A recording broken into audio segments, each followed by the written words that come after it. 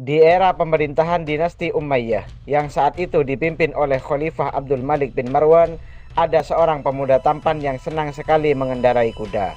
Pemuda itu berasal dari Syam, yang tak lain merupakan kota yang menjadi pusat pemerintahan dinasti Umayyah. Pada suatu hari, pemuda itu menaiki kuda jantannya. Namun naasnya, kuda itu pun lari menuju jalan buntu di Syam. Hingga pada akhirnya, kuda itu menabrak pintu daripada Khalifah Abdul Malik bin Marwan. Dari saking kuatnya, kuda jantan itu tidak bisa dihentikan oleh siapapun. Pada akhirnya, ia menabrak anak Khalifah Abdul Malik bin Marwan hingga tewas. Kabar tentang kematian anaknya pada akhirnya sampai kepada Khalifah Abdul Malik bin Marwan.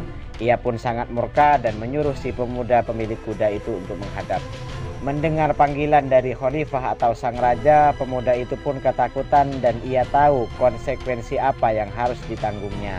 Saat hampir menghadap Khalifah Abdul Malik bin Marwan, pemuda itu berkata dalam hati, jika dirinya tidak dihukum mati, maka ia akan mengadakan pesta syukuran besar-besaran yang di dalamnya dibacakan Maulid Nabi.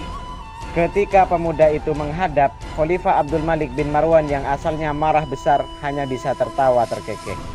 Khalifah pun bertanya kepada si pemuda, "Ya hadza atuhsinu sihro."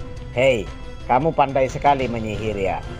Dengan jujur pemuda itu menjawab, "La wallahi ya Amirul Mukminin. Aku tidak pernah tahu tentang sihir menyihir." Khalifah berkata, "Wahai pemuda, aku telah memaafkanmu dan kamu tidak jadi dihukum mati. Tapi tolong katakan, mantra apa yang kamu baca? Sehingga aku yang begitu marah besar karena kematian anakku begitu luluh ketika berada di hadapanmu." "Wahai Paduka, aku tidak mengatakan apa-apa. Aku hanya berjanji dalam diriku sendiri. Jika aku tidak dieksekusi mati, maka aku akan mengadakan pesta Maulid Nabi."